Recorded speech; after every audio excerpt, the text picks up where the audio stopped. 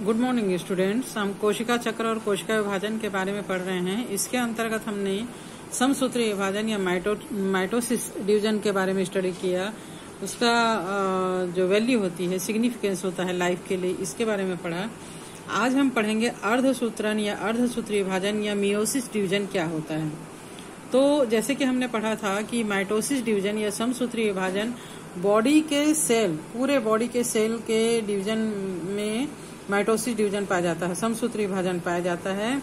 और केवल रिप्रोडक्शन के लिए जो गैमेट्स का फॉर्मेशन होता है, केवल यहाँ मियोसिस डिवीजन या अर्धसूत्री विभाजन पाया जाता है विकसित जीवों में। ठीक है, तो इस प्रकार का कोशिका विभाजन जनन कोशिकाओं के परिपक्व होने के समय होता है। जब जनन कोशिकाएं परिपक्व होती रहती है उस समय अर्धसूत्री विभाजन होता है। अर्धसूत्री विभाजन में जैसे कि हमने समसूत्री विभाजन में 4 अवस्थाएं पढ़ी थी, आपका prophase, metaphase, anaphase and telophase, वो केवल एक ही बार होता है। लेकिन अर्धसूत्री में विभाजन में ये चारों फेज जो है वो 2 बार होता है। ठीक है, तो न्यूक्लियस भी 2 बार विभाजित होता है। इस प्रकार अर्धसूत्री विभाजन या मियोसिस डिवीजन में 2 विभाजन होते हैं। पहले विभाजन में गुणसूत्रों की संख्या समजात सूत्रों के अलग होने के कारण आधी हो जाती है। इसलिए प्रथम विभाजन को विषम रूपी विभाजन या हेटेरोट्रॉपिक डिवीजन या नाश विभाजन, रिडक्शन डिवीजन भी कहा जाता है। सेकंड जो विभाजन होता है इसे समरूपी विभाजन या होमोटाइपिक डिवीजन कहा जाता है। नाश विभाजन के बाद ये सेकंड जो होता है, और इसमें गुणसूत्र जो है वो अनुदैर्ध्य रूप से 2 अर्ध गुणसूत्रों में टूट जाते हैं, जिसके कारण जो अनुजात कोशिकाएं हैं उनमें गुणसूत्र की अगुणित संख्या या हैप्लॉइड नंबर होता है।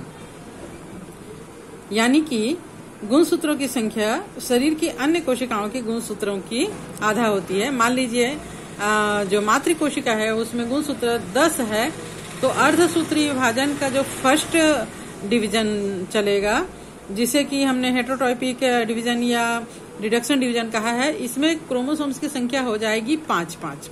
दोनों सेल में, दोनों न्यूक्लियस जो डिवीजन होगा उसमें गुणसूत्रों की संख्या या क्रोमोसोम्स की संख्या 5-5 हो जाती है।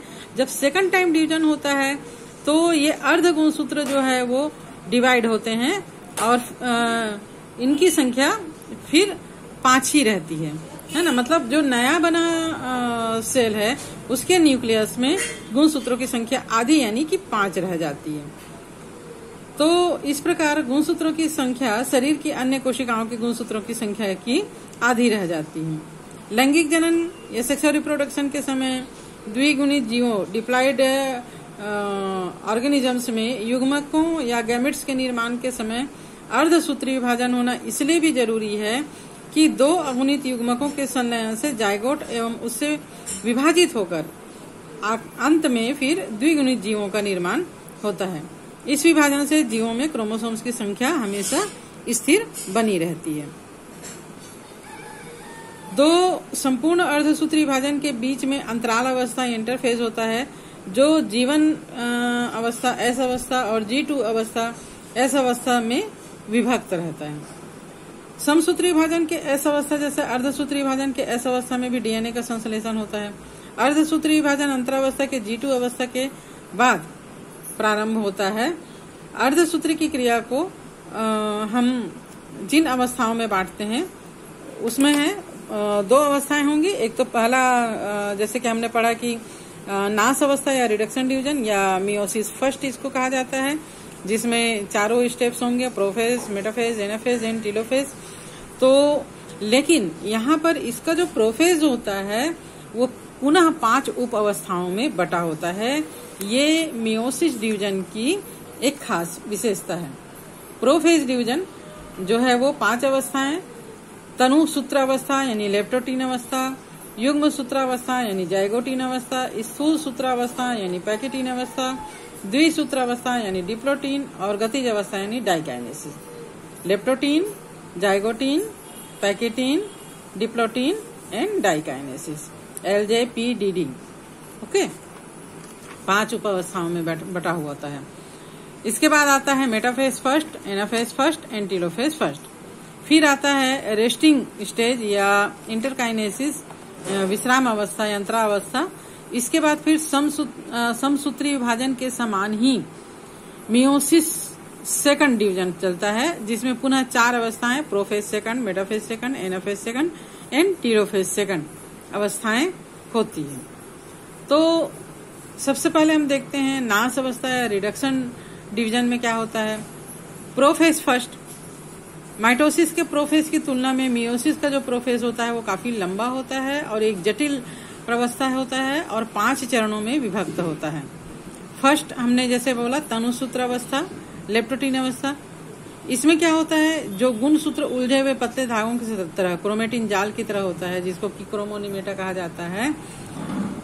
गुणसूत्र की संख्या शरीर की अन्य कोशिकाओं के गुणसूत्र की तरह डिप्लॉयड होता है पहले, और गुणसूत्र अनुदैर्ध्य रूप से 2 क्रोमेटिड में विभाजित नहीं होते। इन पर स्थित क्रोमोमियर स्पष्ट कणों की तरह दिखाई देते हैं। हमने पढ़ा था समसूत्री विभाजन के प्रोफेज अवस्था में ही न्यूक्लियर मेम्ब्रेन और न्यूक्लियोलस विलुप्त हो जाता है, लेकिन यहाँ पर अर्धसूत्री विभाजन के फर्स्ट जो अवस्था होती है, इसमें न्यूक्लियर मेम्ब्रेन जो है वो डिसअपेयर नहीं होता है और बाकी सभी चीजें जैसे न्यूक्लियोलस वगैरह डिसअपेयर हो जाएगा। इसका क्रोमेटिन जाल जो है वो खुल जाता है, छोटा और मोटा होकर क्रोमोसोम्स की संरचना कर लेता है। इसके बाद जाइगोटिन अवस्था या युग्म सूत्रावस्था आता है, जिसमें समजात गुणसूत्र एक साथ होकर जोड़े बना लेते हैं। जो होमोलोगस क्रोमोसोम्स होते हैं वो पेयर बनाते हैं और एक दूसरे से ये उलझे हुए रहते हैं, लिपटे हुए रहते हैं, तब इसको सिनॉप्सिस कहा जाता है। ये जोड़ कई प्रकार का हो सकता है। 2 समजात गुणसूत्र यानी होमोलोगस क्रोमोसोम्स शीर्ष भाग से जोड़े प्रारंभ कर सकते हैं, या जोड़ बनाना सेंट्रोमियर से प्रारंभ होकर शीर्ष भाग की ओर खत्म हो सकता है, या अंतिम भाग के निकट कई बिंदु में जोड़ बन सकता है।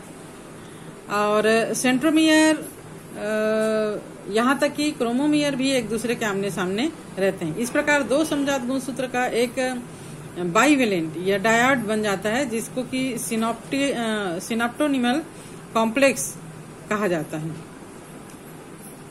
सेंट्रियोल जो है वो एक दूसरे से अलग होकर केंद्रक के विपरीत ध्रुवों की ओर चले जाते हैं।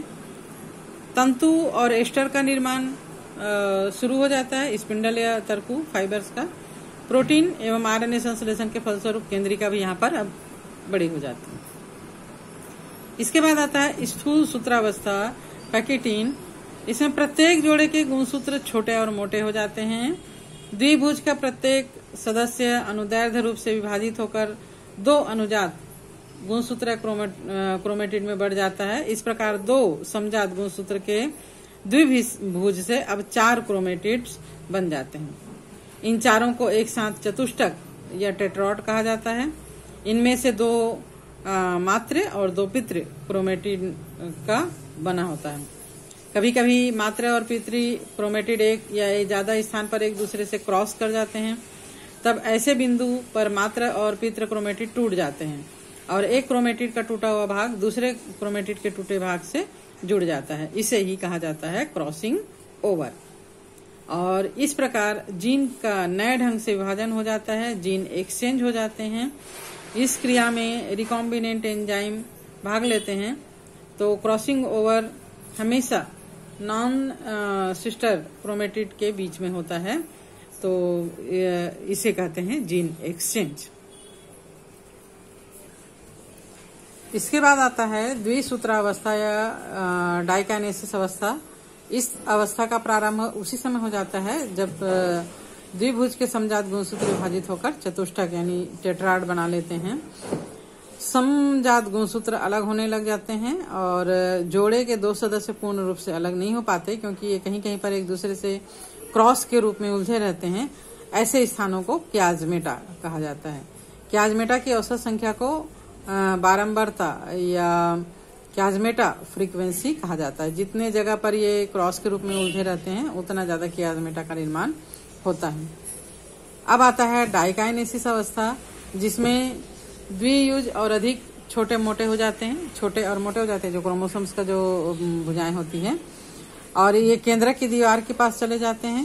केंद्रक कला और केंद्रिका अब लुप्त हो जाती है, न्यूक्लियर मेम्ब्रेन और न्यूक्लियस, और सेंट्रोसोम अलग हो जाते हैं और तर्कु या तंतु का निर्माण हो जाता है। क्याजमेटा की संख्या कम हो जाती है और इनका जो है वो टर्मिनलाइजेशन हो जाता है, अंतीकरण, अंत्य हो जाता है। तो इस प्रकार अब यह प्रोफेज अवस्था जो है वो कंप्लीट होती है।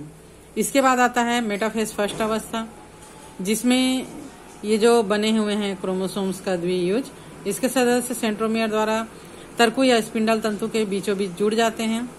एक का सेंट्रोमियर दूसरे के सेंट्रोमियर के सामने में स्थित होता है और इस जो ये बाइवेलेंट होते हैं क्रोमोसोम्स, ये भूमध्य रेखा पर सज जाते हैं, जैसे कि पहले भी हुआ था, है ना, बीचों बीच आ जाते हैं।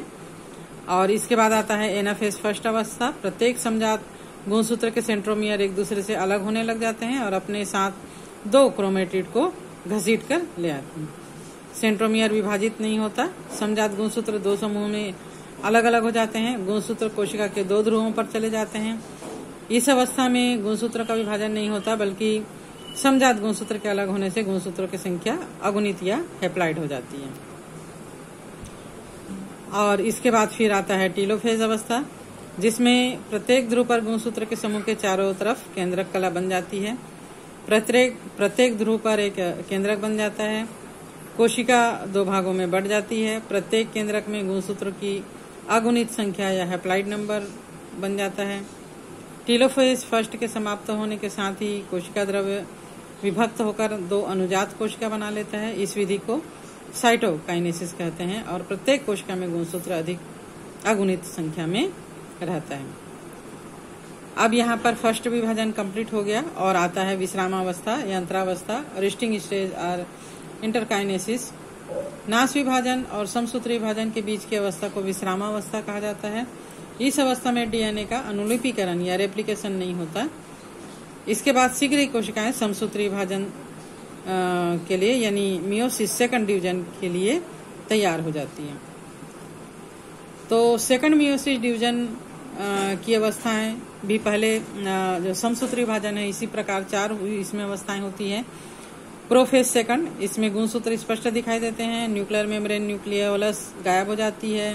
गुणसूत्र कोशिका की भूमध्य रेखा की ओर बढ़ते हैं। मेटाफेज सेकंड में प्रत्येक जोड़े के समजात गुणसूत्र सेंट्रोमियर द्वारा तर्कु तंतु के भूमध्य रेखी स्थान में बंध जाते हैं। अब एनाफेज अवस्था में सेंट्रोमियर विभाजित हो जाता है। तर्कु तंतु छोटे हो जाते हैं। दोनों अनुजात गुणसूत्र अलग हो जाते हैं। प्रत्येक ध्रुव पर समान संख्यक क्रोमेटिड या अनुजात क्रोमोसोम अगुणित संख्या में हो जाता है। इसके बाद आता है टीलोफेज सेकंड, जिसमें कोशिका के प्रत्येक ध्रुव पर स्थित अनुजात क्रोमोसोम्स का प्रत्येक समूह स्पष्ट हो जाता है। प्रत्येक समूह को एक अलग केंद्रक कला घेर लेती है। केंद्रिका बन जाती है। फिर से प्रत्येक कोशिका के बीच एक संकुचन उपस्थित हो जाता है। ये गहरा होता है और इसके कारण दो कोशिकाएं बन जाती है। जैसे कि कोशिका विभाजित हुआ था पहले, या तो खांच बनता है या पट बन जाता है और कोशिका विभाजित हो जाती है। प्रत्येक कोशिका में गुणसूत्र की संख्या समान हो जाती है। मियोसिस के अंत में 4 कोशिकाएं बनती है। पहले 2 बना था। फर्स्ट मियोसिस में 2 कोशिकाएं बनी थी, यानी 2 केंद्रक बना था। और फिर फर्स्ट मियोसिस डिवीजन के बाद कोशिका विभाजित हो भी सकती है और नहीं भी हो सकती है। तो पहले 2 केंद्रक बना था तो 2 कोशिका बन भी सकती है, या एक कोशिका में ही दोनों केंद्रक रहेंगे। अंत में विभाजित होगा तो लास्ट में आखिर में 4 कोशिकाएं यानी टेट्राड बन जाता है। प्रत्येक में गुणसूत्र की संख्या आधी होती है। तो आज के लिए इतना ही पढ़ते हैं। कल हम पढ़ेंगे इसके सिग्निफिकेंस के बारे में और दोनों डिवीजन में डिफरेंसेस के बारे में।